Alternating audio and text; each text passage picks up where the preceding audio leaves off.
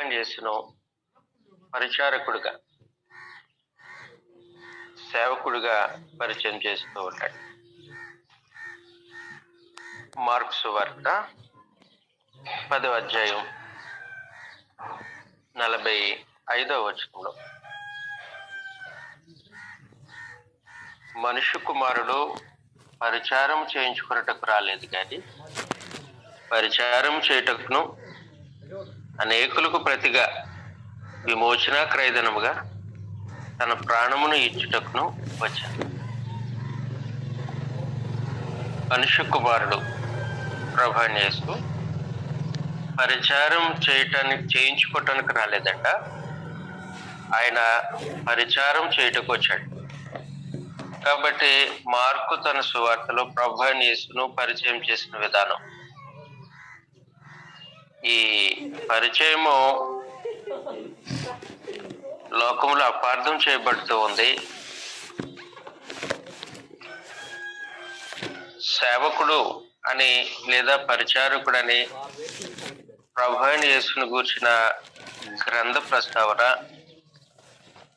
గ్రంథంలో వేరే రూపంగా ఉంటే లోకము వేరే రకంగా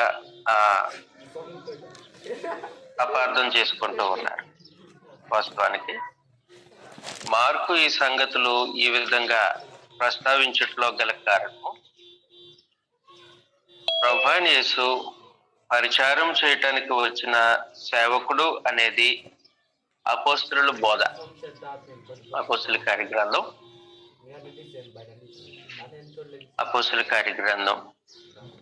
3వ అధ్యాయం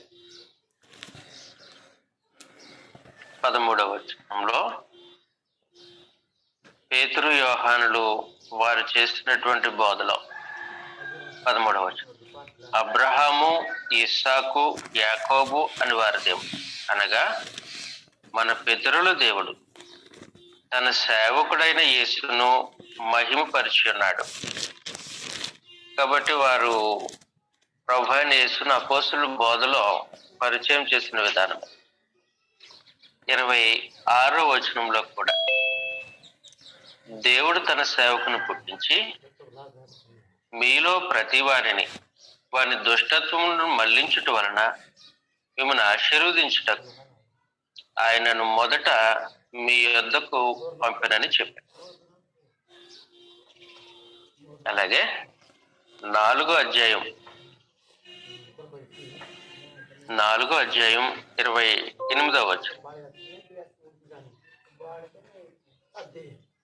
ఏమి జరగవల్లని నీ హస్తమును నీ సంకల్పమును ముందు నిర్ణయించడం, వాటన్నిటినీ చేయుటకై నీవు అభిషేకించిన నీ పరిశుద్ధ సేవకుడైన యేసునకు విరోధముగా ఏ రోజును పొంతి పిలాతును అన్ని జనులతోనూ ఇశ్రాయేలు ప్రజలతో ఈ పట్టణమందు నిజముగా కూడుకొని.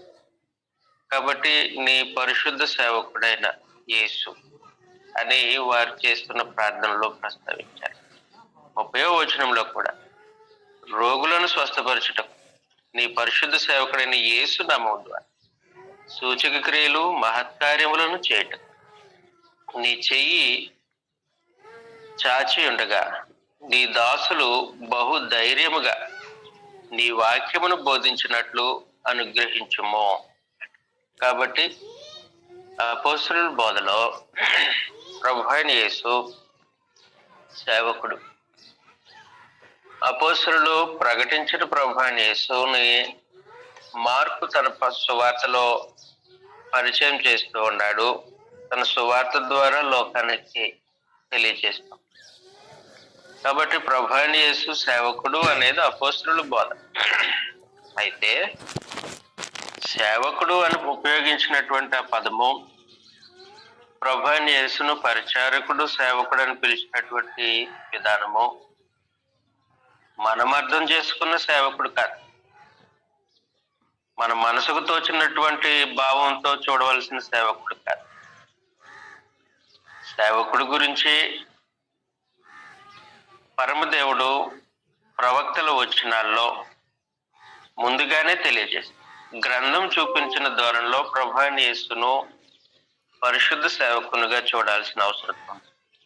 అంతేగాని మనుషులు తమ ఊహలో ప్రభును సేవకుడిగా ఆయన దైవత్వపు అంతస్తును తగ్గించడానికి, ఆయన ఒక మానవ మాతృడిగా లోకంలో ప్రకటించడానికి ఈ సేవకుడైన పదం ఉపయోగిస్తే అది భయంకరమైన నేరం అయి ఉంటది.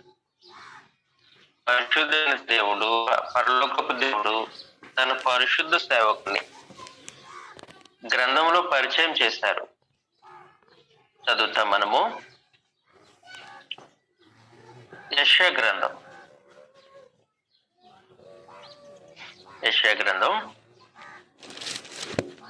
చాలా ప్రాముఖ్యమైన సమాచారం.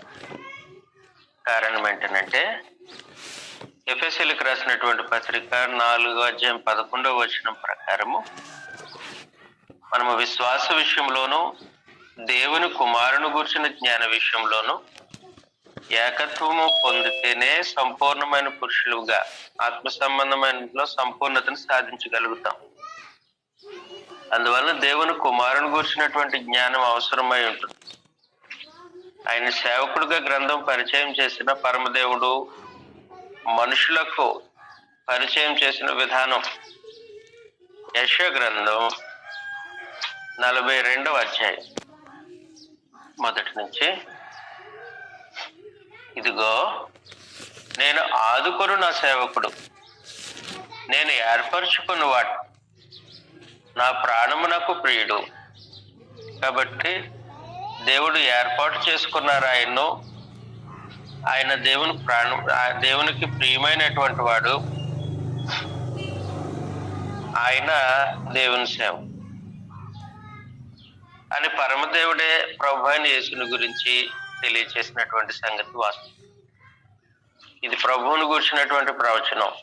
మీకు ఒకవేళ ఈ ప్రవచనము ప్రభువుకు సంబంధించిందా కాదా అనే సందేహం ఉంటే ఒకసారి మత్తయి సువార్తను చూద్దాం. మత్తయి సువార్తలో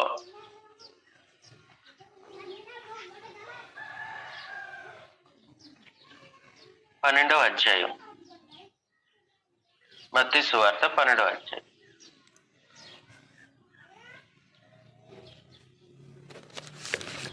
17వ వచనంలో నుండి, ప్రవక్త అయిన యెషయా ద్వారా చెప్పినది నెరవేరినట్లు అలాగూ జరిగిన.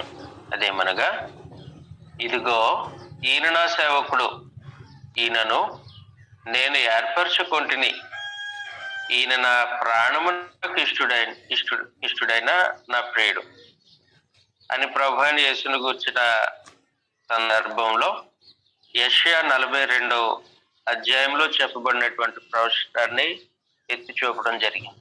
అందువల్ల యెషయా 42వ అధ్యాయము ప్రభువును గురించినటువంటి ప్రవచనం. అది అందులో ప్రభు అయిన యేసు సేవకుడిగా ప్రస్తావించబడ్డాడు. యెషయా 53వ అధ్యాయంలో కూడా, యెషయా గ్రంథం 53వ అధ్యాయంలో కూడా 11వ వచనాన్ని మనం గమనించినట్లయితే, అతడు తనకు కలిగిన వేదనను చూచి తృప్తున్నాడు. నీతిమంతుడైన నా సేవకుడు జనుల దోషములను భరించి తనకున్న అనుభవ జ్ఞానం చేత అనేకులను నిర్దోషులుగా చేయను. కాబట్టి నీతిమంతుడైన నా సేవకుడు అని సేవకుడు అనే పదజాలంతో ప్రభు అయిన యేసును ప్రవచనాల్లో పరమదేవుడు ప్రస్తావించారు. ఆ ప్రస్తావన బట్టి అపోస్తలులు ప్రభు అయిన యేసును దేవుని సేవకుడు అని లోకంలో ప్రకటించడం జరిగింది. అపోస్తలుల యొక్క ప్రకటన వినిన మార్కు తన సువార్తలో ప్రభు అయిన యేసును పరిచారకుడిగా పరిచయం చేశారు, సేవకుడిగా పరిచయం. అయితే ఒక సంగతి, పరమదేవుడు పరిచయం చేసిన ఈ సేవకుడు దావీదుకు వేరు చిగురైనటువంటి వాడు. అంటే రాజవంశీయుడు, పరమదేవుడు పరిచయం చేసిన ఈ సేవకుడు దావీదు సింహాసనం మీద కూర్చున్న రాజు.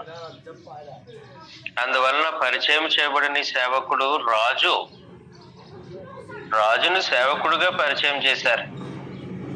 అంతేగాని మనుషులు అనేకులు పొరబడుతున్నట్లుగా సేవకుడు అంటే ఏదో అంటారు. సేవకుడు అంటే మనుషుల ఆలోచన కాదు. అందుకే జకర్య గ్రంథం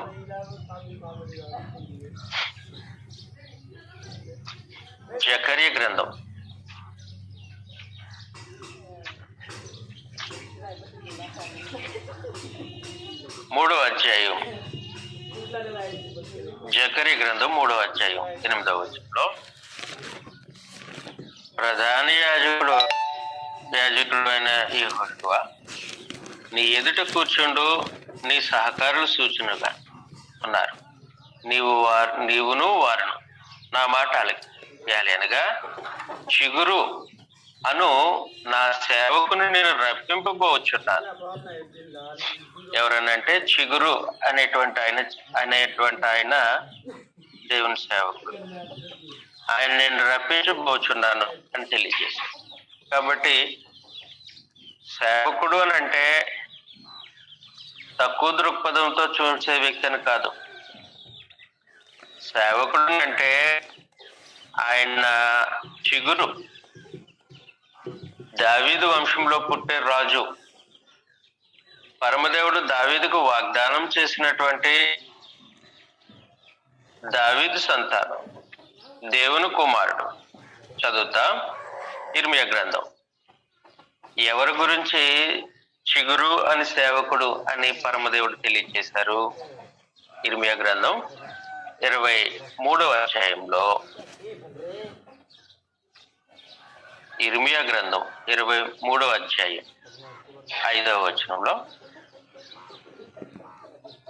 యెహోవా ఇలాగా ఆజ్ఞించుచున్నాడు, రాబో దినములలో నేను దావీదునకు నీతి చిగురు పుట్టించెదను. అతడు రాజై పరిపాలన చేయడు. అతడు వివేకముగా నడుచుకును, కార్యములు జరిగించును, భూమి మీద నీతి న్యాయములు జరిగి. కాబట్టి చిగురు అనే సేవకుడు పరమదేవుడు తన ప్రవక్తల వచనాల్లో, అపోస్తలుల బోధ ప్రకారము, మార్కు సువార్తలో మనకు పరిచయం చేసినటువంటి సేవకుడు. ఆయన దావీదుకు వేరు చిగురైనటువంటి వాడు. ఆయన రాజ్య పరిపాలన చేసే రాజును సేవకుడు అని ప్రస్తావించారు.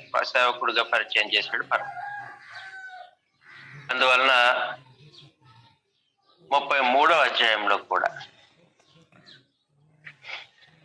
ఇర్మియా గ్రంథం 33వ అధ్యాయం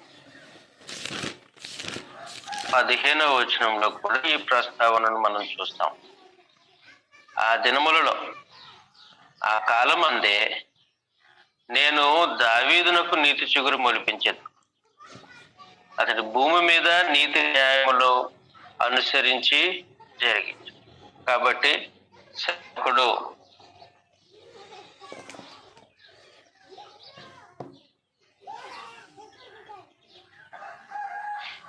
సేవకుడు అని ప్రస్తావించండి. దావీదు సింహాసనం మీద కూర్చొని పరిపాలన చేసే రాజు. ఆయన నీతి చిగురు, దావీదుకు నీతి చిగురు అన్నమాట. అందువలన ఆ పనులు అవి క్రీస్తు ప్రభు యొక్క జతగుర్తు.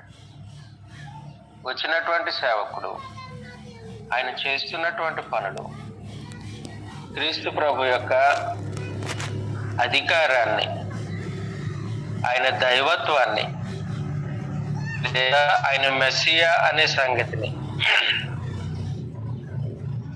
స్పష్టంగా తెలియజేస్తూ ఉంటాయి.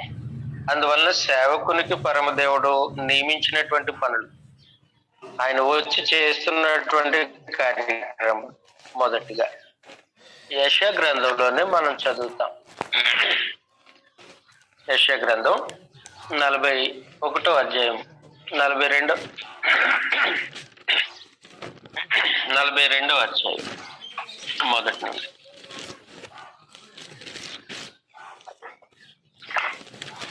ఇదిగో నేను ఆదుకుని నా సేవకుడు, నేను ఏర్పరచుకున్నవాడు, నా ప్రాణమునకు ప్రియుడు, అతని యందు నా ఆత్మ నుంచి ఉన్నాను.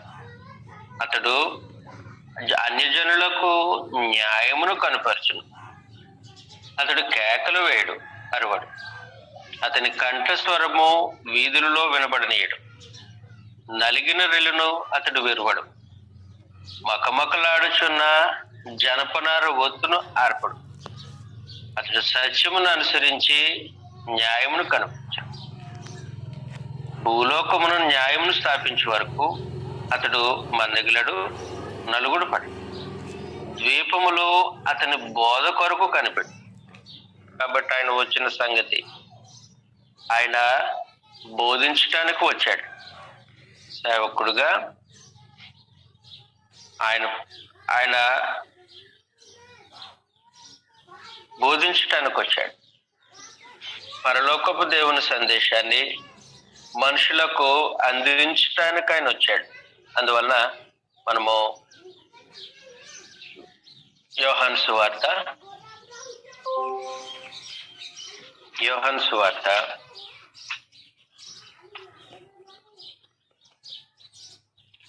7వ అధ్యాయం 16వ వచనంలో దేవుని యొక్క సందేశాన్ని మనుషులకు అందించడానికి వచ్చాడు ఆయన. ఆయన సేవ యొక్క పని, ఆయన సేవకత్వం యొక్క విధి అది. యోహాను సువార్త 7వ అధ్యాయం 16వ వచనంలో అందుకు యేసు, నేను చేయు బోధ నాది కాదు, నన్ను పంపిన వానిదే. కాబట్టి పరమదేవుని యొక్క బోధ ప్రభు అయిన యేసు చేస్తూ ఉన్నారు. అందుకొరకు ఆయన వచ్చారు. 8వ అధ్యాయం 26వ వచనంలో కూడా యోహాను సువార్త 8వ అధ్యాయము 6వ వచనం 26వ వచనం, మిమ్మల్ని గూర్చి చెప్పుటకును తీర్పు తీర్చుటకును చాలా సంగతులు నాకు కలవు, కానీ నన్ను పంపినవాడు సత్యవంతుడు. నేను ఆయన యొద్ద వినిన సంగతులే లోకమునకు బోధించుచున్నానని చెప్పాను. కాబట్టి దేవుని యొద్ద విన్న సంగతులు నేను లోకానికి బోధిస్తూ ఉన్నాను. అందువల్ల లోకాల్లో బోధ చేయటానికి వచ్చాడు ఆయన. లోకంలో బోధ చేయటానికి వచ్చాడు. కాబట్టి ప్రభు అయిన యేసు ఆయన సేవకుడిగా ఆయన జరిగించినటువంటి పని, ఆయన బోధించటం అంటే సువార్తను ప్రకటించటం. పరలోకపు దేవుని యొక్క సందేశాన్ని లోకంలో ప్రకటించడం, అందించడము ఆ సేవకుని యొక్క పనిగా నిర్దేశింపబడింది. అందువల్ల ప్రభు అయిన యేసు తన శిష్యులతో ఈ విధంగా మాట్లాడుతూ ఉన్నారు. మార్కు సువార్త ఆయన సేవ కదా మనం చూస్తూ ఉన్నాం. మార్కు సువార్త 1వ అధ్యాయం 38వ వచనంలో ఆయన ఇతర సమీప గ్రామములలో నేను ప్రకటించినట్టు వెళ్ళుదుము రండి. ఇందు నిమిత్తమే కదా నేను బయలుదేరి వచ్చితనని వారితో, ఇతర సమీప గ్రామాల్లో సువార్తను ప్రకటిద్దాం, ఇందు నిమిత్తమే కదా నేను బయలుదేరి వచ్చాను అని చెప్తూ ఉన్నాడు ప్రభు. అందువలన సేవకుని పని వార్తను ప్రకటించడం. ఇక రెండవ సంగతి మనము పోయిన వారంలో మాట్లాడుకున్నట్టు, పాపులను పిలవడం. మొదటి సంగతి సువార్తను ప్రకటించడము, రెండవ సంగతి ఆయన పాపులను పిలవటానికి, వారికి వైద్యం చేయటానికి నియమింపబడిన సేవకుడు ఈయన. మార్కు సువార్త 2వ అధ్యాయం 17వ వచనంలో యేసు ఆ మాట విని రోగులకే గాని ఆరోగ్యము గలవానికి వైద్యుడు అక్కర్లేదు. నేను పాపులను పిలువ వచ్చిన గాని నీతిమంతులను పిలువ రాలేదని వారు. కాబట్టి ఆయన పాపులను పిలవటానికి వచ్చాడే గాని నీతిమంతులను పిలవటానికి కాదు. అందువలన సేవకుని యొక్క పని. రెండవ సంగతి ఏంటంటే ఆయన పాపులను పిలవటానికి వచ్చాడు. పాపులను వారికి వైద్యం చేయటానికి వచ్చాడు. వారికి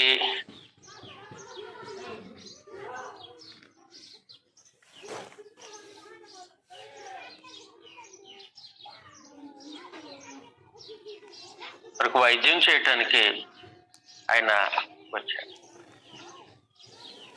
ఆ తర్వాత సేవకుడిగా ప్రభువైన యేసు చేస్తున్న మరి ఒక విశేషమైన కార్యక్రమం మూడవది. యెషయా గ్రంథం 42వ అధ్యాయం. మనం చదివిన భాగాన్ని మరలా ఒకసారి చదువుతాం. యెషయా గ్రంథం 42వ అధ్యాయం మొదటి నుంచి. ఇదిగో నేను ఆదుకొను నా సేవకు, నేను ఏర్పరచుకున్నవాడు నా ప్రాణమునకు ప్రియుడు. అతని యందు నా ఆత్మను ఉంచి ఉన్నాను. అతడు అన్ని జనులకు న్యాయము కనుపరచును. కాబట్టి న్యాయం అనే మాట గుర్తు. ఆయన అన్ని జనులకు న్యాయమును కనుపరచు.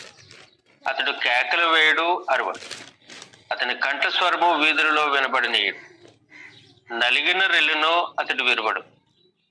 మకమకలాడు జనపనారు వచ్చి నార్పడు. అతడు సత్యమును అనుసరించి న్యాయమును కనుపరు. భూలోకమును న్యాయము స్థాపించే వరకు అతడు మందగిలడు, నలుగురు. కాబట్టి ప్రభువైన యేసు సేవకుడు. ఆయన చేసినటువంటి మూడవ కార్యక్రమము న్యాయము స్థాపించడం, న్యాయమును కనుపరచడం. ఆయన చేస్తున్నటువంటి పని న్యాయము. వాస్తవానికి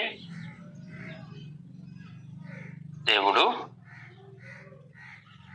ఆకాశమును తన సింహాసనముగాను భూమిని తన పాదపీఠముగాను చేసుకుని సకల యుగములలో రాజై పరిపాలన చేస్తూ ఉన్నాడు.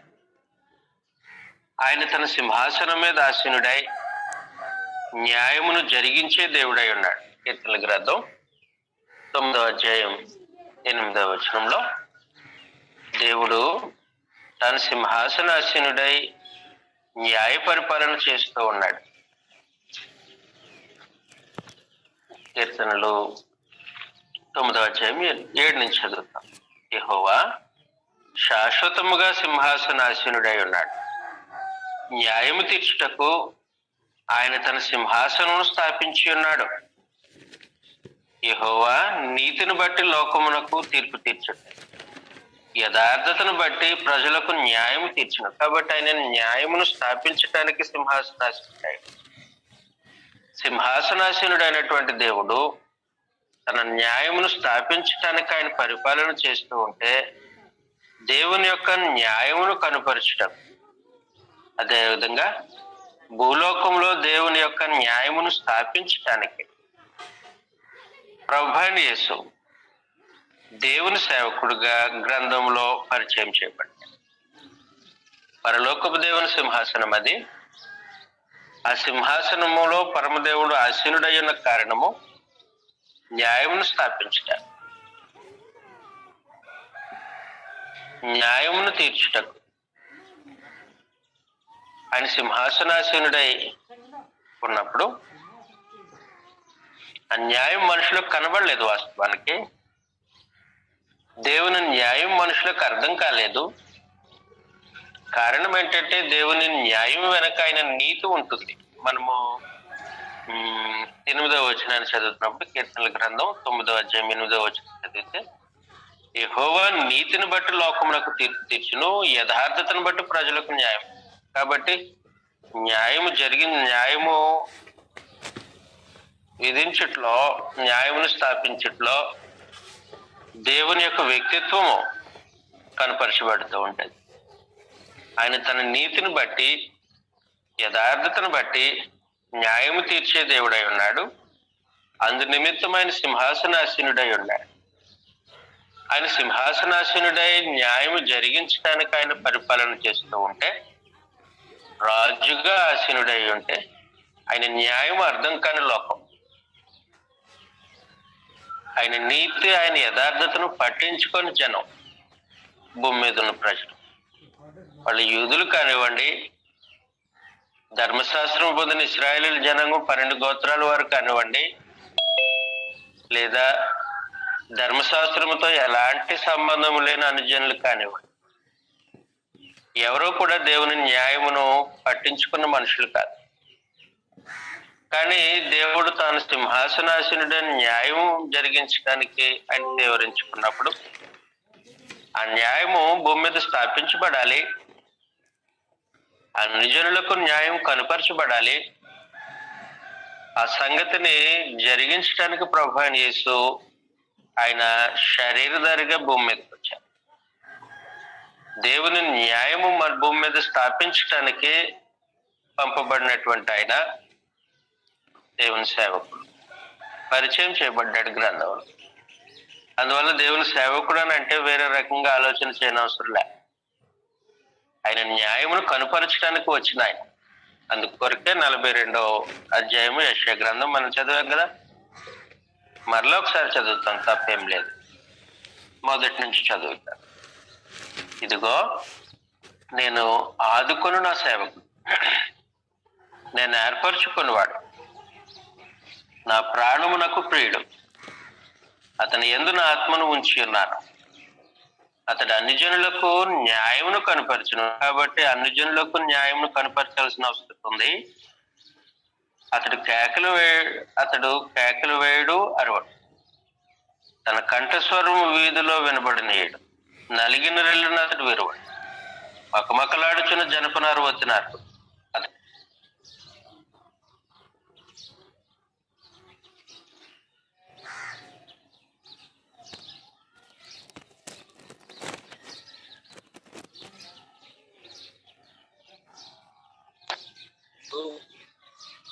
అతడు మరగలడు, నలుగురు పట్టు.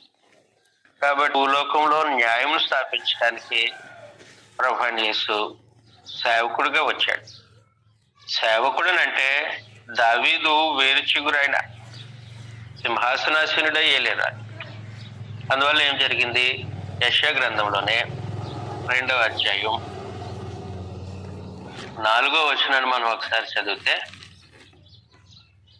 ఆయన మధ్యవర్తి అయి, యెషయా గ్రంథం 2వ అధ్యాయం 4వ వచనం, ఆయన మధ్యవర్తి అయి అన్ని జనులకు న్యాయం తీర్చు, అనేక జనములకు తీర్పు.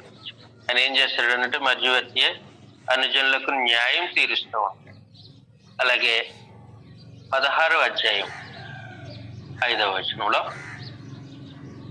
యెషయా గ్రంథం 16వ అధ్యాయం 5వ వచనంలో, కృప వలన సింహాసనము స్థాపించబడి సత్యవంతుడై దాని మీద కూర్చుండి తీర్పు తీర్చిన ఒకడు కలడు. దావీదు గుడారముల ఆసీనుడై న్యాయము విచారించుచు న్యాయము జరిగించుటకై దేవరి. కాబట్టి ఒక ఆయన ఉంటాడు, ప్రభువైన యేసు. ఆయన అన్ని జనులకు న్యాయం తీర్చేవాడు. ఆయన దేవుని న్యాయమును కనుపరిచేవాడు లోకంలో. ఆయన దేవుని న్యాయమును స్థాపించేవాడు భూమి. అందువల్ల సేవకుడు, ప్రభువైన యేసు సేవకుడు అని అంటే వేరే దృక్పథంతో చూడొద్దు దయచేసి.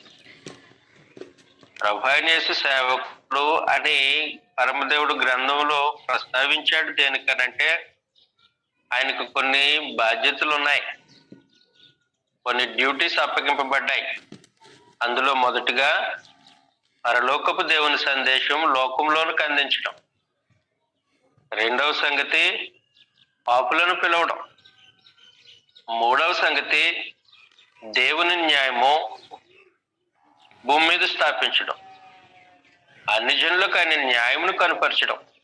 అది ప్రభువైన యేసు దేవుని పక్షముగా జరిగించవలసినటువంటి కార్యక్రమం. అది ఆయన సేవా నియమం. అందువల్ల ఆయన ఏం చేశాడనంటే న్యాయం జరగాలి. ఎవరికి న్యాయం జరగాలంటే పాపం చేసిన దేవుని పోలికలో సృష్టింపబడిన నరునికి న్యాయం జరగాలి. దేవుని న్యాయం ఎదురని పట్ల అని పాపం చేసినటువంటి నరునికి కనపరచాలి.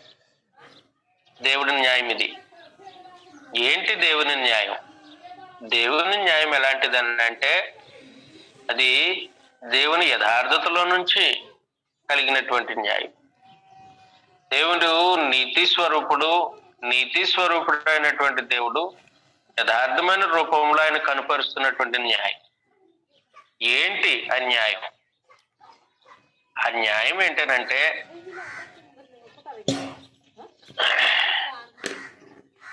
నీకు న్యాయం తీర్చడానికి తన సేవకుని ఆ న్యాయపు తీర్పుకు అప్పగించడం దేవుని న్యాయం. తన స్వరూపంలో తన పోలికలో పుట్టినటువంటి నరులకు మేలు కలగటానికి ప్రభువైన యేసును ఆ న్యాయపు తీర్పుకు అప్పగించడం దేవుని న్యాయమై ఉంది. అది తెలుసుకోవాలన్నారు. వాస్తవానికి న్యాయమైన త్రాచు ఉంటుంది దేవుడు తన న్యాయమైనటువంటి త్రాసులో తన పరిశుద్ధపు అంతస్తులో ప్రతి మనిషి యొక్క పాపమును తూకం వేస్తే మనిషి దేవుని ఎదుట నిలవలేడు. ఏ మనిషి నిలవలేడు. అనేక సార్లు మనం చెప్పుకున్నటువంటి సంగతి మరి ఒకసారి ప్రస్తావిస్తాం. అదేమన్నట్లయితే రోమపత్రిక 3:23 ఏ భేదమును లేదు, అందరూ పాపం చేసి దేవుడు అనుగ్రహించి మహిమను పొందారు. అలాగే 3:11 నీతిమంతుడు లేడు, ఒక్కడు కూడా లేడు. అలాంటి పరిస్థితుల్లో దేవుని తీర్పు, ఆయన న్యాయం పరిశుద్ధతను అనుసరించి దేవుడు తీర్పు తీరుస్తే ఏ మనిషి ఆయన తీర్పు ఎదుట నిలబడలేడు. అలాంటి పరిస్థితుల్లో ఏ మనిషికి కూడా మేలు జరగదు. పాపం చేసిన వాడు శపింపబడాలి, పాపం చేసిన వాడు శిక్షింపబడాలి అనేది దేవుని తీర్పు. అయితే ఆ తీర్పు నేరుగా మనుషులకు అప్పగింపబడితే, ఆ తీర్పును నేరుగా మనుషులు చవి చూడవలసి వస్తే ఏ నరుడు తప్పించుకోవటానికి వీలే. కానీ దేవుని న్యాయం ఎలాగుందనంటే మనుషులకు అర్థం కావాలి. దేవుడు తన యథార్థమైన స్వభావాన్ని, నీతిని బట్టి, తన ప్రేమ తత్వాన్ని బట్టి, ఆయన దైవత్వాన్ని బట్టి పరమదేవుడు ఏం చేశారనంటే న్యాయం జరిగించడానికి తీవ్రించుకున్నారు. తన ప్రజల పక్షంగా ఆయన న్యాయం జరిగించాలి. తన పోలికలో తన స్వరూపంలో సృష్టించిన నరుల పక్షంగా న్యాయం జరిగించాలి. నేను జరిగించే న్యాయం ఏంటో లోకానికి తెలియాలి. నేను వారి పక్షంగా ఎలాగో న్యాయం వహిస్తూ ఉన్నానో అది మనుషులకు అర్థం కావాలి. దాన్ని కనుపరచాలని అంటే ఆ న్యాయం నిమిత్తము నియమింపబడిన ప్రభువైన యేసు తన సేవకుడిగా భూమి మీదకి పంపించారు. అందువల్ల ఆయన సేవకుడిగా దేవుని న్యాయమును స్థాపించడానికి వచ్చారు. అప్పుడు ఏం జరిగిందనంటే దేవుని న్యాయం ఎదురా అని మనుషులకు వివరించడం ప్రారంభించారు. ఏంటి దేవుని న్యాయం? దేవుని న్యాయం ఏంటనంటే మనుషుల పక్షంగా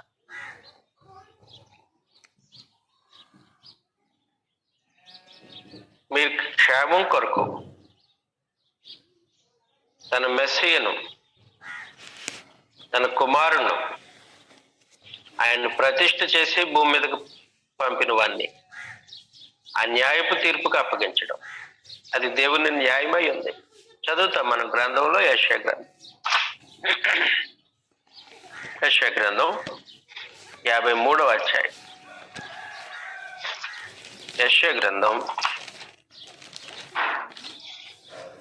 53వ అధ్యాయం 6వ వచనంలో మనమందరము గొర్రెల వలె త్రోవ తప్పితి, మనలో ప్రతి వాడును తనకిష్టమైన త్రోవనుకు తొలగిన, యెహోవా మనందరి దోషము ఆయన మీద మోపాడు. అతడు దౌర్జన్యము నొందెను, బాధింపబడిన అతడు నోరు తెరవలేదు. వదకు తేబడిన గొర్రె పిల్లయు బొచ్చు కత్తిరించువాని ఎదుట గొర్రెయు మౌనముగా ఉండినట్టు అతడు నోరు. అన్యాయపు తీర్పు నొందిన వాడే అతడు కొనుకోబడి. అతడు నా జనుల అతిక్రమమును బట్టి మొత్తబడిన కదా. కాబట్టి నీకు న్యాయం జరిగించడానికి క్రీస్తు ప్రభువుకి అన్యాయపు తీర్పును విధించడం దేవుని న్యాయం. చెప్తే వింటారా మనుషులు? అర్థం కాదు. కాబట్టి దేవుడు తను నిశ్చయించిన సంకల్పంలో ఏ విధంగా మనకు న్యాయం చేయటానికి, భూలోకంలో దేవుని న్యాయమును స్థాపించటానికి ప్రభువైన యేసును అన్యాయపు తీర్పుకు అప్పగించాడో మనుషులు గ్రహించి ఆ సంగతిని విశ్లేషించిన తర్వాత దేవుని న్యాయం వైపు, ఆయన ప్రేమ వైపు మనుషులు ఆకర్షించడానికి కల్వరి శిలువలో ప్రభువైన యేసు బలిగా అర్పించడం తన సేవకుడు ద్వారా పరమదేవుడు ఉద్దేశించిన కార్యక్రమం. అందువల్ల ప్రభువైన యేసు ఆయన భూమి మీద జీవించిన కాలంలో పాపరహితుడిగా బ్రతికాడు. ఆయన యందు పాపం లేదు, ఆయన ఏ దోషము చేయలేదు, హాని చేసిన వాడు కాదు. కనీసం నోట్ల కూడా కపటం లేదంట. చదువుతాం మొదటి పేతురు పత్రిక 2వ అధ్యాయం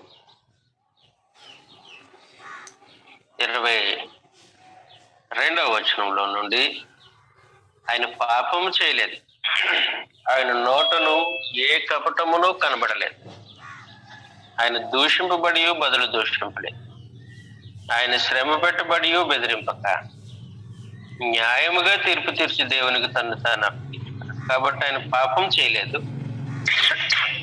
ఆయన నోట ఏ కపటమును కనబడలేదు. అందువల్ల ఆయన పాపం చేయలేదు. పాపరహితుడిగా బ్రతికిన క్రీస్తు. ఆయనను గూర్చిన సమాచారము హెబ్రీయులకు రాసిన పత్రిక 7వ అధ్యాయం 26వ వచనంలో ప్రభువు తాను భూమి మీద జీవించిన కాలంలో ఆయన జీవన శైలి పవిత్రుడును, నిర్దోషియు, నిష్కల్మషుడును, పాపులలో చేరక ప్రత్యేకముగా ఉన్నవాడును, ఆకాశ మండలము కంటే మిక్కులు హెచ్చైన వాడైన ఇటు ప్రధాన యాజకుడు మన సరిపడు. కాబట్టి ఆయన పవిత్రుడు, నిర్దోషి, నిష్కల్మషుడు, కల్మషం లేనివాడు, పాపులలో చేరకుండా ప్రత్యేకంగా ఉన్నటువంటి ఆయన. కాబట్టి లోకమంతా ఒకవైపు, ప్రభువు ఒక్కడు ఒక్క. లోకమంతా పాపంలో ఉంటే ప్రభువు పాపరహితుడిగా బ్రతికినటువంటి వాడు. ఆయన శరీరధారిగా భూమి మీద జీవించాడు. పాపి శిక్షింపబడాలి. వాస్తవానికి మనుషుల న్యాయం అది. పాపానికి శిక్ష పడాలి, అది సహజంగా లోకంలో జరిగేటువంటిది. అంటే దోషానికి, తప్పుకు శిక్ష పడాలి, తప్పు శిక్షింపబడాలి అనేది లోకంలో జరుగుతున్నట్టు.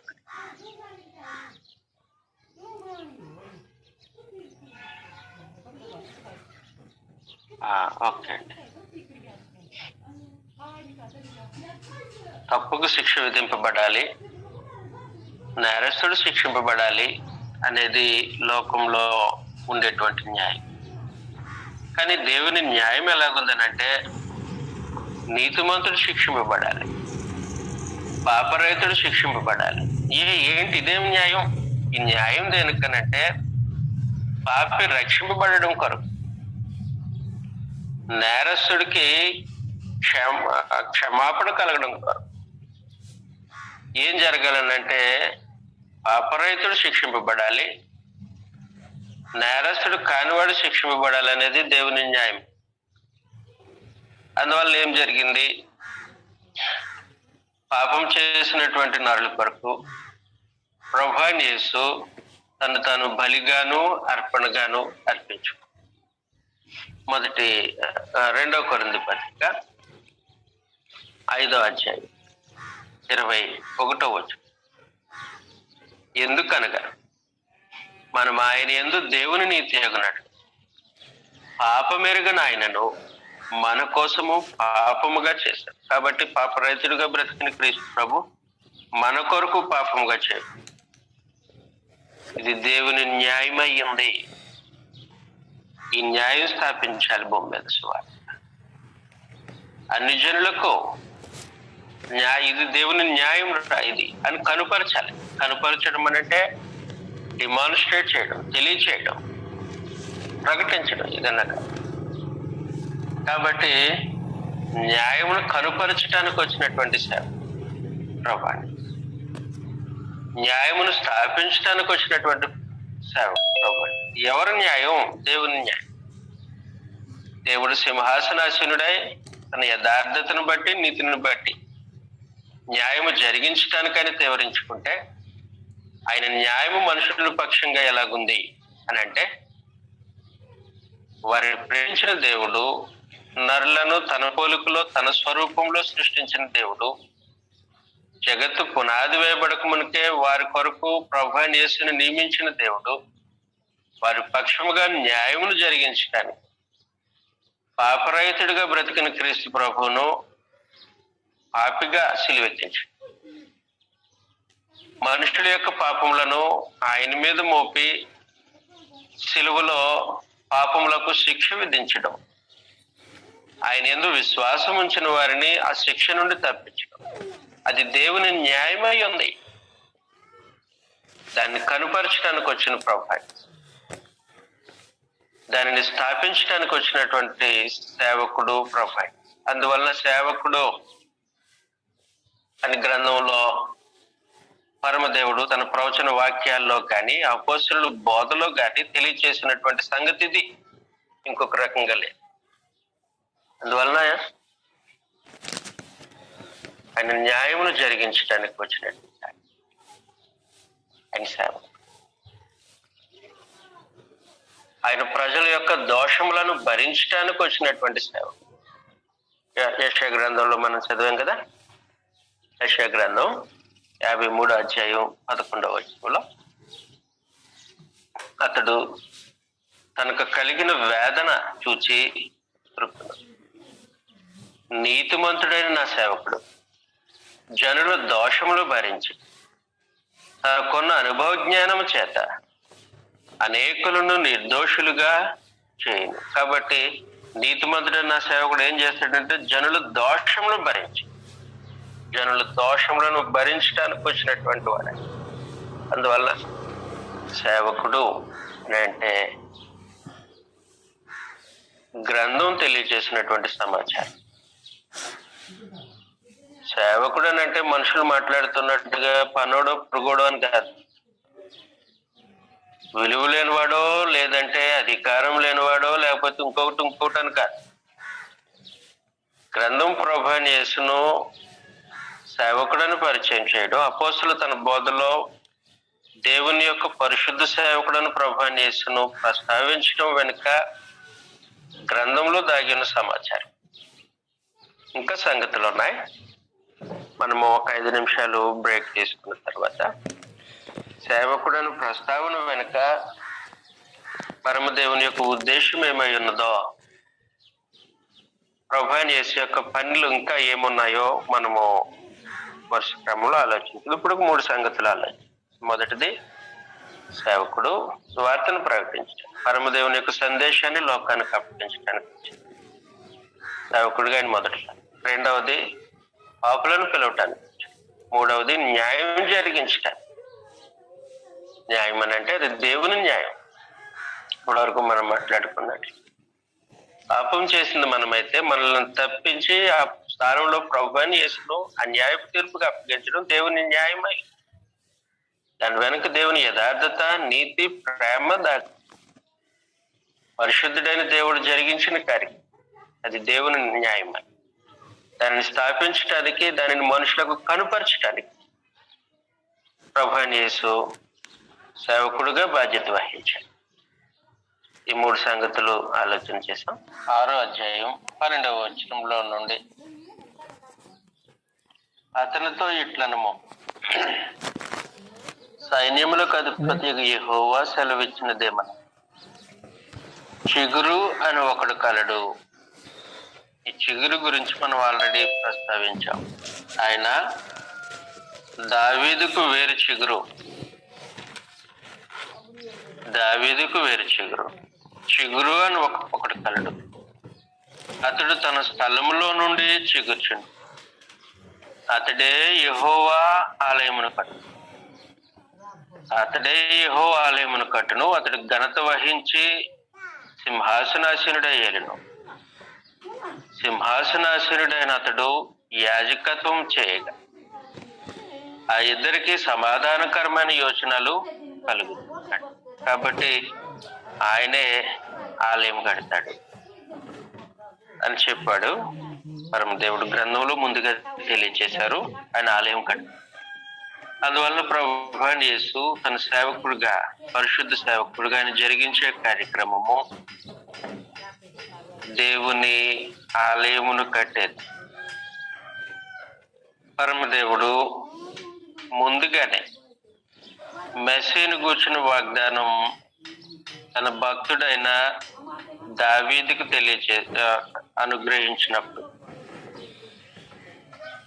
దావీదు సంతానము ప్రభువైన యేసు ఆయన దేవుని ఆలయం కడతాడు అని చెప్పారు.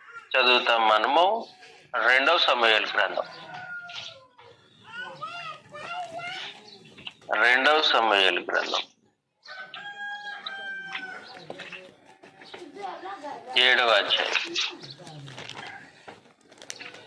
12వ వచనంలో నుండి, నీ దినములు సంపూర్ణమైనప్పుడు నీవు నీ పితరులతో కూడా నిద్రించిన తర్వాత నీ గర్భంలో నువ్వు వచ్చిన నీ సంతతిని హెచ్చించి రాజ్యమును అతను స్థిరపరిచి, అతడు నా నామ ఘనత కొరకు ఒక మందిరం కట్టి. కాబట్టి సేవకుడు మందిరం కడతారు. దేవుని పరిశుద్ధ సేవకుడు ప్రభువైన యేసు దేవుడు ఆయనకు అప్పగించినటువంటి పనిలో దేవుని మందిర నిర్మాణ కార్యక్రమం ఒకటి ఉంది. అందువలన అతడు ఆలయాన్ని కడతారు, దేవుని మందిరాన్ని కడతారు. దేవుని ఆలయాన్ని, దేవుని మందిరాన్ని కట్టే పని ప్రభువైన యేసుది. ఆయన అందుకొరకు నియమింపబడినటువంటి వాడు. అందువలన ప్రభు తన శిష్యులతో ఈ సంగతిని ప్రస్తావించారు. మత్తయి సువార్త, ఆ పని నాది, నేనే కడతాను అని ప్రస్తావించారు. మత్తయి సువార్త 16వ అధ్యాయం 18వ వచనంలో నుండి, మత్తయి సువార్త 16వ అధ్యాయము 18వ వచనం, మరియు నీవు పేతురువు, ఈ బండ మీద నా సంఘమును కట్టుదు, పాతాళలోక ద్వారములు దాని ఎదుట నిలువున్నారు. నేను మీతో నిలువురానవని మీతో చెప్తాను. పరలోక రాజ్యం యొక్క తాళపు చెవులు నీకు ఇచ్చేది అని తెలియజేస్తూ, మరియు నీవు పేతురువు, ఈ బండ మీద నా సంఘమును కట్టు అన్నాడు.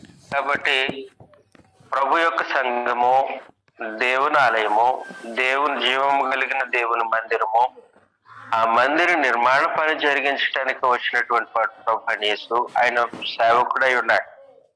కాబట్టి ఆయనను సేవకుడుగా ప్రస్తావించట్లో అపోస్తలుల బోధన, అలాగే మార్కు సువార్త, అతడు పరిచారం చేయటానికి వచ్చిన వాడు అని ప్రస్తావించట్లో ఉద్దేశం ఏమై ఉన్నదనంటే దేవుని పక్షంగా కార్యములు జరిగించేవాడు. యెషయా గ్రంథంలో ఆయన సేవకుడిగా పరిచయం చేసి ఏ పనులు చేస్తాడన్నాడు.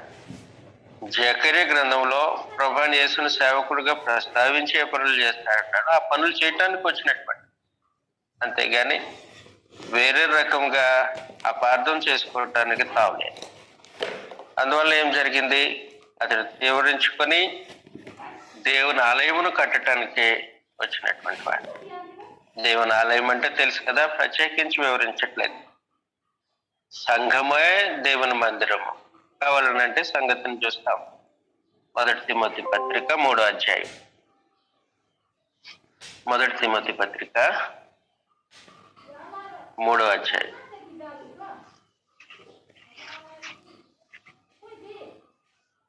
14వ వచనంలో నుండి, శీఘ్రముగా నీ యొద్దకు వచ్చునని నిరీక్షించుచున్నాను. ఆయనను నేను ఆలస్యం చేసిన ఎడల దేవుని మందిరంలో, అనగా జీవము గల దేవుని సంఘంలో జనులు ఎలాగూ ప్రవర్తింపవలనో అది నీకు తెలియవలనని ఈ సంగతులు నీకు రాయిచున్నాను. కాబట్టి జీవము గల దేవుని సంఘము అది దేవుని మందిరం. అందువలన సంఘ నిర్మాణ కార్యక్రమాన్ని జరిగించడానికి వచ్చినటువంటి ఆయన ప్రభువాన్ని, సంఘాన్ని కట్టడానికి వచ్చినటువంటి ఆయన ప్రభువాన్ని, సంఘాన్ని స్థాపించడానికి వచ్చినటువంటి ఆయన ప్రభువాన్ని. అందువలన సేవకుని యొక్క పని ఆయన ఆలయ నిర్మాణం జరిగించడానికి వచ్చినటువంటి ఆ ధోరణిలో పరిశుద్ధ లేఖనాల్లో ప్రభువాన్ని అపోస్తుల బోధలో సేవకుడు అని ప్రస్తావించారు. అందువల్ల ఆయన పని అది ఆలయం నిర్మాణం. ఎలా నిర్మిస్తారు, ఎలాగ సంఘాన్ని కడతారని అంటే, తన రక్తము ద్వారా మనుషులను కొని వారిని దేవునికి ఒక రాజ్యముగాను యాజకులుగాను చేయడానికి ప్రభు తన రక్తము ద్వారా విమోచింపబడినటువంటి వారిని సజీవమైన రాళ్లుగా చెక్కి ఆ రాళ్లతో మందిర నిర్మాణ కార్యక్రమాన్ని జరిగిస్తారు. ఇది వాస్తవం. అందుకొరకు నియమింపబడినటువంటి వారు ప్రభువాన్ని. ఆ పని ఉంది, ఆ పరిచర్య ఉంది. ప్రకటన గ్రంథం 5వ అధ్యాయం 9వ వచనంలో ఆ పెద్దలు, నీవు ఆ గ్రంథమును తీసుకొని దాని ముద్రలు విప్పుటకు యోగ్యుడం, నీవు వధింపబడిన వాడివై నీ రక్తం ఇచ్చి ప్రతి వంశంలో, ఆయా భాషలు మాట్లాడు వారిలో, ప్రతి ప్రజలు, ప్రతి జనములో దేవుని కొరకు మనుషులను కొని మా దేవునికి వారిని ఒక రాజ్యముగాను యాజకులుగాను చేసి, కాబట్టి దేవుని కొరకు మనుషులను కొనే కార్యక్రమము ప్రభువైన యేసు తన రక్తముతో జరిగించి ఆ కొన్నటువంటి వారిని సజీవమైన రాళ్లగా మందిరము కట్టడానికి అనుకూలమైనటువంటి పరిస్థితిలో చెక్కబడిన సజీవమైనటువంటి రాళ్లగా మలుస్తూ ఉంటాడు. చదువుతాం. మొదటి పేతురు పత్రిక 2వ అధ్యాయం 4వ వచనంలో నుండి, మనుషుల చేత విసర్జింపబడిన దేవుని దృష్టికి ఏర్పరచబడినది అమూల్యమును సజీవమునైనా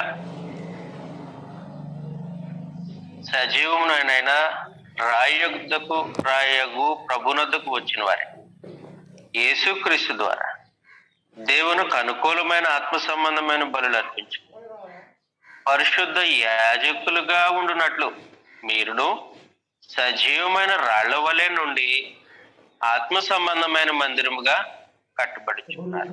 కాబట్టి కొని తన రక్తంతో మనుషులు అడుక్కొని వారిని దేవునికి ఒక రాజ్యముగా యాజకులుగా చేసి, అంత మాత్రమే కాదు, సజీవమైనటువంటి రాళ్లగా ఉండడానికి వారిని మలిచి వారితో ఆత్మ సంబంధమైన మందిరం సంఘమును కట్టే పని జరిగించడానికి ఏర్పరచబడిన సేవకు ఆలయ నిర్మాణం జరిగించడానికి వచ్చినట్టు ఆయనే నిర్మిస్తూ ఉన్నాడు. నిర్మాణపు పనిలో కూడా ఆయన పాత్రను చూపించారు. పరిశుద్ధ గ్రంథంలో విలువ పెట్టి తన రక్తం చేత కడిగి కొంటారు, రాళ్లుగా చెక్తారు. ఆ చెక్కుడు రాళ్లతో ఆత్మ సంబంధమైనటువంటి మందిరాన్ని నిర్మించే కార్యక్రమాన్ని సేవకుడు జరిగిస్తారు. ఆయన దేవుని పరిశుద్ధ సేవ, ఆయన జరిగిస్తున్నటువంటి కార్యం. ఈ చెక్కుడు రాళ్ళు పేరుస్తూ ఉన్నాడు ప్రభువాన్ని యేసు. మీరు చూడగలిగి ఆత్మ సంబంధమైన మందిరాన్ని కడుతూ ఉన్నారు. కడుతూ ఉన్నప్పుడు కొన్ని రాళ్ళు వచ్చాయి ఆయన దగ్గరికి, చెక్కబడిన రాళ్ళు చెక్కాడు, ఆయన కొన్నాడు. ఆ రాళ్ళను ఆయనే పేరుస్తూ ఉన్నాడు. అపోస్తుల కార్యగ్రంథం మందిర నిర్మాణంలో ప్రభువైన యేసు రాళ్లను పేరుస్తూ ఉన్నాడు. అపోస్తుల కార్య గ్రంథం 2వ అధ్యాయం 47వ వచనంలో ఆనందంతోను నిష్కపటమైన హృదయంతోను ఆహారం పుచ్చుకొనిచుండిరి, మరియు ప్రభువు రక్షణ పొందుచున్న వారిని అనుదినము వారితో చేర్చుచుండెను. కాబట్టి ఎవరైతే రక్షణ పొందారో వారిని ప్రభు ఏం చేస్తూ ఉన్నాడంటే అనుదినము మిగిలిన రాళ్లతో చేరుస్తూ ఉన్నాడు. అంటే రాళ్ల మీద రాళ్లు పేరుస్తూ ఉన్నాడు. మందిర నిర్మాణ కార్యక్రమాన్ని జరిగిస్తూ ఉన్నాడు. అంటే సంఘాన్ని ఆయన కడుతున్నాడు సజీవమైనటువంటి రాళ్ళు. అందుకొరకు నియమింపబడిన దేవుని పరిశుద్ధ సేవకుడు ఆయన. అందువలన అపోస్తులు ప్రకటించిన సేవకుడు ఆయన. మార్కు సువార్తలో ప్రస్తావించబడిన పరిచారకుడు. యెషయా గ్రంథంలోను జకర్యా గ్రంథంలో కూడా ప్రవచన వాక్యాల్లో ముందుగా ప్రస్తావించబడినటువంటి సేవకుడు అని అంటే గ్రంథం చెప్తున్నటువంటి సంగతి. ఇంకా నాలుగో పని కదా మనం చూస్తాం, ఆలయ నిర్మాణం. ఇక తర్వాతగా 5వ పని, సేవకుడు ఆలయ నిర్మాణ కార్యక్రమంతో పాటు సింహాసనాసీనుడై రాజ్య పరిపాలన చేస్తాడు. సేవకుడు రాజ్యమేలేవాడు, రాజ్యమేలే సేవకుడు, రాజైన పరిచారకుడు. జకర్యా గ్రంథం 6వ అధ్యాయంలో ఈ మాటను మనము చదివాం. మరొకసారి చదువుతాం. 6వ అధ్యాయం 12వ వచనం. అతనితో ఇట్లే, సైన్యములకు అధిపతి యెహోవా సెలవిచ్చిన దేవుడు, చిగురు అని ఒకడు కలడు. చిగురు అంటే చెప్పాం కదా, చిగురు అనే నా సేవకుడు ఆయన అన్నారు. కాబట్టి ఆ సేవకుడు చిగురు అని ఒకడు. అతడు తన స్థలములో నుండి చిగుర్చును, అతడు యెహోవా ఆలయము కట్టును, అతడే యెహోవా ఆలయము కట్టును, అతడు ఘనత వహించి సింహాసనాసీనుడై ఏలుడు. సింహాసనాసీనుడు అతడు యాజకత్వం చేయగా తర్వాత మనం మాట. కాబట్టి అతడు ఘనత వహించి సింహాసనాసీనుడు ఏలును.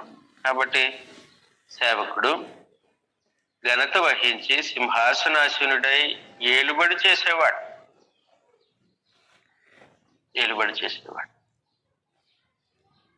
దేవుడు ఆసక్తితో శ్రద్ధ వహించి జరిగించిన కార్యక్రమం ఇది. కాబట్టి ఆయన ఏం చేస్తూ ఉన్నాడనంటే, ఆయన చేసే సేవకత్వంలో, దేవుడు ఆయనకు నియమించినటువంటి పనుల్లో అతడు సింహాసనాసీనుడై సింహాసనాసీనుడై పరిపాలన చేస్తాడు. మనము గ్రంథంలో పరిశీలించినట్లయితే యెషయా గ్రంథం 6వ అధ్యాయం. దేవుడు న్యాయము వలన న్యాయం జరిగించడానికి ఆయన సింహాసనాసీనుడు రాజ్య పరిపాలన చేస్తుంటే, దేవుని న్యాయము జరిగే దిశగా న్యాయము వలనను నీతి వలన రాజ్యమును స్థిరపరచడానికి ప్రభువైన యేసు ఆయన సింహాసనాసీనుడు తన ప్రజల క్షేమం కొరకు ఆయన ఏలుబడి చేస్తూ ఉంటాడు. అందువలన యెషయా గ్రంథం 9వ అధ్యాయం 6వ వచనంలో నుండి అనగా, మనకు శిశువు పుట్టును, కుమారుడు అనుగ్రహింపబడను, ఆయన భుజము మీద రాజ్యభారమును, ఆశ్చర్యకరుడు, ఆలోచనకర్త, బలవంతుడైన దేవుడు, నిత్యుడగు తండ్రి, సమాధానకర్తయగు అధిపతి అని అతనికి పేరు పెట్టాడు. ఇది మొదలుకొని మితి లేకుండా దానికి వృద్ధియు క్షేమమును కలుగునడు.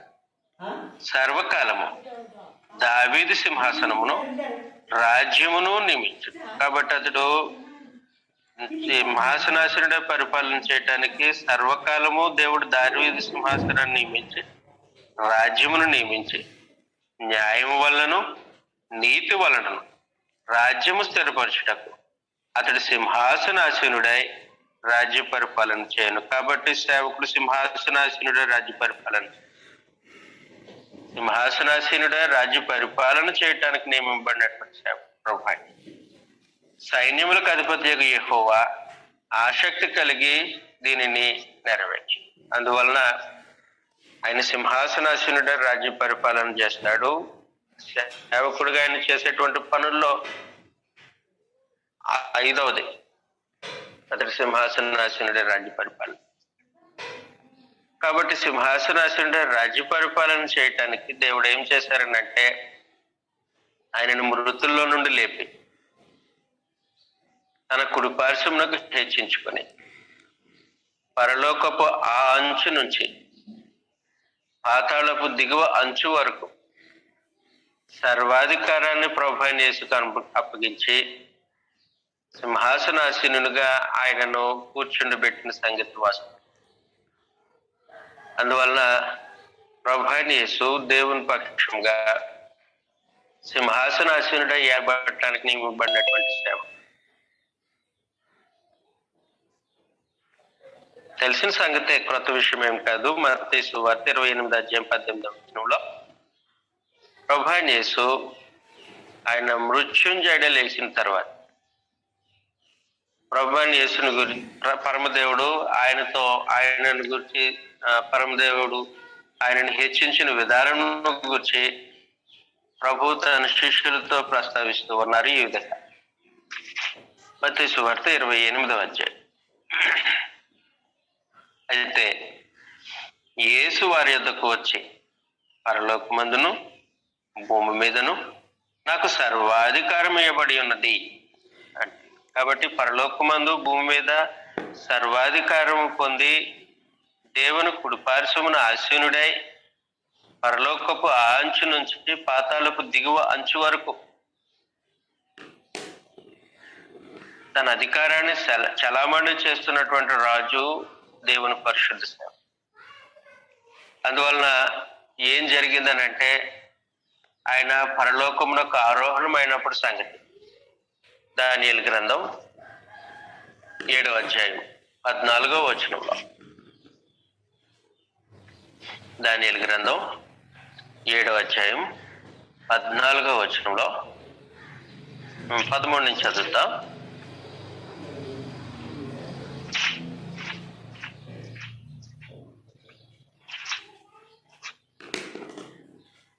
రాత్రి కలిగిన దర్శనము నేను ఇంకా చూచుచుండగా ఆకాశ మేఘారుడై మనుష్య కుమారుని పోలిన ఒకడు వచ్చి ఆ మహావృద్ధుడగు వాని సన్నిధిని ప్రవేశించి ఆయన సముఖమునకు తేపడను.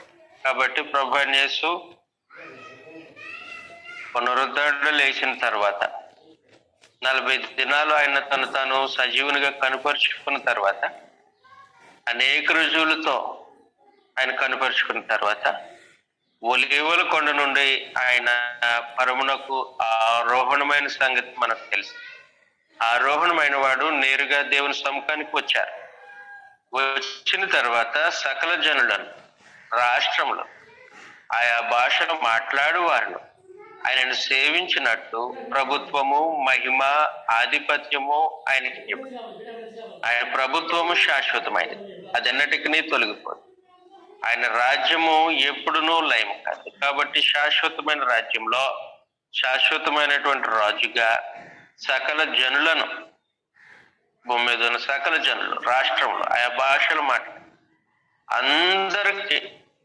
అందరూ ఆయనను సేవించేటట్లుగా అధికారం ఆయనకి ఇవ్వబడి, కాబట్టి ఆయన భూమి మీద సర్వాధికారి అయి ఉన్నాడు. అంత మాత్రమే కాదు, ఆయనకు పరలోకంలో కూడా సర్వాధికారం ఇవ్వబడి ఉంది. మొదటి పత్రిక 3వ పేతురు రాసినటువంటి మొదటి పత్రిక 3వ 22వ ఆయన పరలోకమునకు వెళ్ళిన దూతల మీదను అధికారుల మీదను శక్తుల మీదను అధికారం పొందిన వాడై దేవుని కుడి పార్శ్వమున ఉన్నాడు. కాబట్టి పరలోకంలో దూతల మీద, శక్తుల మీద, అధికారం పొందినవాడే, దేవుని చేత అధికారం పొందినవాడే దేవుని కుడిపార్శ్వం. కాబట్టి పరలోకము అంతా కూడా ఆయనకు లోపరచబడింది దేవుని చేత. దేవుని తర్వాత స్థానం ఆయనకి కల్పించబడింది. దేవుని కుడిపార్శ్వమున నాశనుడై ఉండాలి. కాబట్టి పరలోకంలో సర్వాధికారం ఆయనది, భూమి మీద సర్వాధికారం ఆయనది. పాతాళము యొక్క తాళం చెవులు కూడా ఆయన చేతిలో ఉండడాన్ని బట్టి పాతాళపు యొక్క అధికారం కూడా ఆయన సొంతం చేయబడి. చదువుతాం ప్రకటన గ్రంథం 1వ అధ్యాయం 18వ వచనంలో.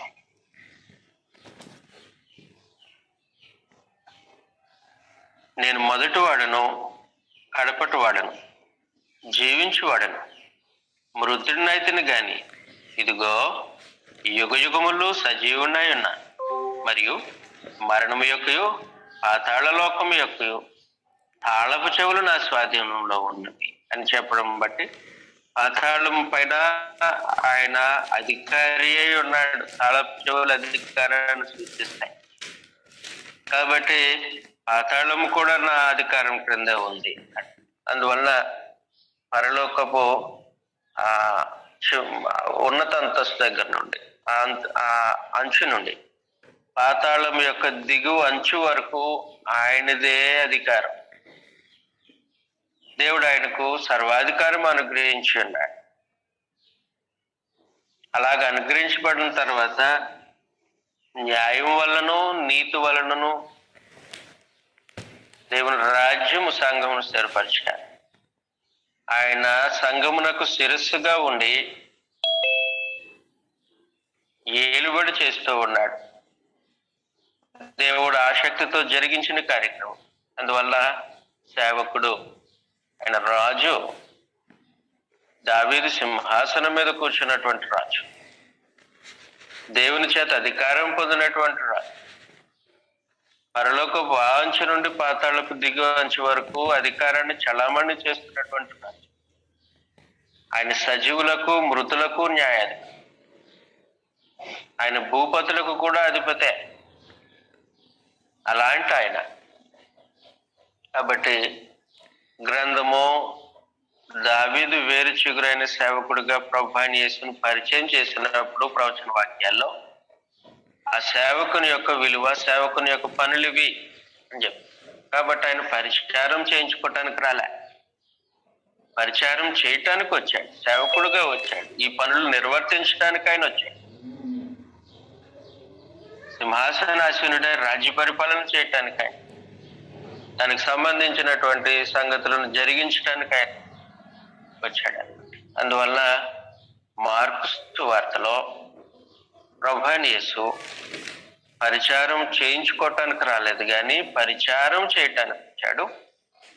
అనేకులకు ప్రతిగా విమోచన క్రయధనముగా తను అర్పించుకోవటానికి వచ్చాడు ప్రభువైన యేసు. ఆయన సేవకుడుగా వచ్చాడు. అపొస్తలుల బోధది. ఆయన సేవకుడుగా పరిచయం చేయబడ్డాడు ప్రవక్తల వచనాల్లో. సేవకుడు అని అంటే నీ ఆలోచనతో చూడు, నీ ఉద్దేశాలతో చూడు, నీ ఊహలతో కొలవు. సేవకుడు అంటే గ్రంథం తెలియచేసినటువంటి రూపంలో చూడాలి ఆయన సేవకత్వం. అలాగ చూడటానికి మార్కు సువార్త, అలాగ ఆయనను గుర్తించడానికి మార్కు తన సువార్తలో సంగతులు నేరుగా వివరిస్తుంది. ఆయన సేవ చేయటానికి వచ్చింది అన్ని జనులకు కూడా. అందువల్లే మార్కు సువార్త ప్రత్యేకించి రోమీలను ఉద్దేశించి రాయబడిన సువార్త అని మనము గత వారంలో తెలుసుకున్నాం. రోమీలు అంటే ఇశ్రాయేలీలు కాదు, వారు అన్యజనులు. సేవకుడు వచ్చింది అన్యజనులకు న్యాయమును కనుపరచటానికి. దేవుడు కనుపరచవలసినటువంటి న్యాయము కేవలం యూదులకు మాత్రమే కాదు, అది అన్యజనులకు కూడా వర్తిస్తుంది. భూజనులందరికీ అది అవసరమై ఉంది. అలాంటప్పుడే వాళ్ళు రక్షింపబడతారు ప్రభు ద్వారా. దేవుడు తన న్యాయాన్ని పక్షపాతం వహించి కేవలము యూదులకు మాత్రమే చూపిస్తే అన్ని జనులకు అన్యాయం అయిపోతారు. వాళ్ళు నిత్య జీవాన్ని స్వతంత్రించుకోలేరు, దేవుని దగ్గరికి రాలేరు. అందువల్ల దేవుడు తాను కనుపరచని ఉద్దేశించిన న్యాయం అదేంటో మనం చూసాం. వారి పాపంలో వారి మీద మోపక వారి విషయంలో దయగలిగి ఆ పాపంలోను ప్రభువాని యేసు మీద మోపి ఆయనకి అన్యాయపు తీర్పు జరిగించడం మనుషుల పక్షంగా, భూనివాసుల పక్షంగా, అది యూదులైన అనుజనులైన వారి పక్షంగా దేవుడు ఉద్దేశించినటువంటి న్యాయం. తాను న్యాయం జరిగించడానికి సింహాసనాసనుడే రాజ్య పరిపాలన చేస్తున్నాడు. పరం ఆకాశమైన సింహాసనము, భూమి ఆయన ఆయన నిరంతరము ఏలుబడి చేసేటువంటి ఆయన ఏలుబడిలో న్యాయం జరిగించడానికి పరమదేవుడు జరిగించినటువంటి కార్యక్రమం. కాబట్టి ఇది అన్యజనులకు అర్థం కావాలి. అన్యజనులకు న్యాయం కనుపరచడానికి వచ్చిన సేవ. ఆ సంగతి అన్యజనులకు తెలియాలి. తెలియకపోతే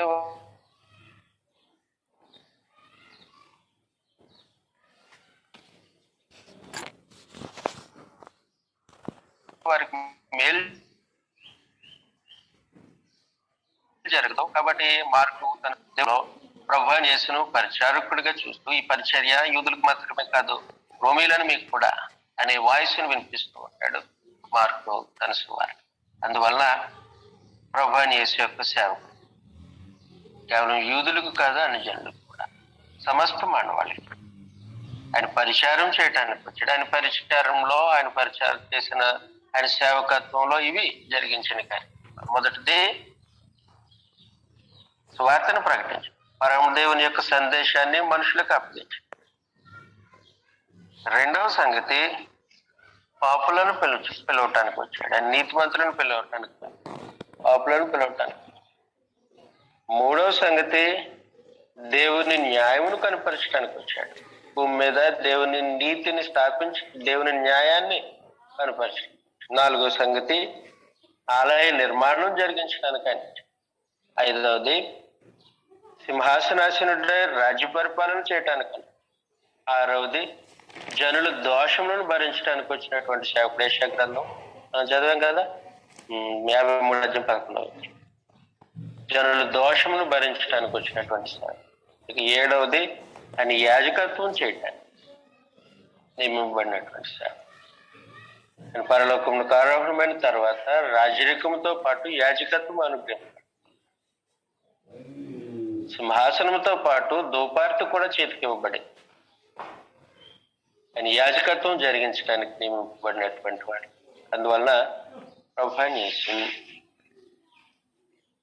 ఆయన సేవకుడుగా ఆయన చేసినటువంటి విధి నిర్వహణ, ఆయన జరిగిస్తున్నటువంటి విధి నిర్వహణ, ఈ విధి నిర్వహణను చూపిస్తూ అపోస్తలులు వారి బోధలో ఏమన్నారనంటే ఆయన దేవుని పరిశుద్ధ సేవకుడు అన్నారే తప్ప ఆయన అంతస్తును తగ్గించడానికో, లేకపోతే లోకంలో అనేక మంది పూర్వకాల ప్రవక్తలు కానీ, లేకపోతే యాజకులు కానీ, రాజులు కానీ లోకంలో పూర్వకాలంలో యూద మనుషుల మధ్యలో, ఇశ్రాయేలు జనాంగం మధ్యలో ఉన్నారు కదా, అలాంటి వాళ్ళు ఒకరిని చూపించడానికి మాత్రం కాదు,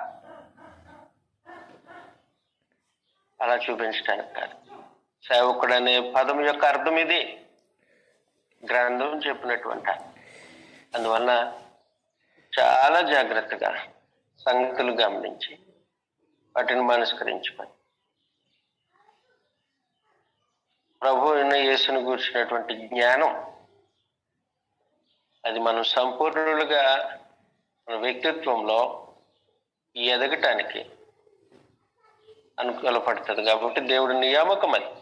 అందువల్ల సంగతులు జాగ్రత్తగా మనం గ్రహించాలి, మన స్థానిక సంఘాలకు నేర్పించాలి, లోకంలో ప్రకటించాలి.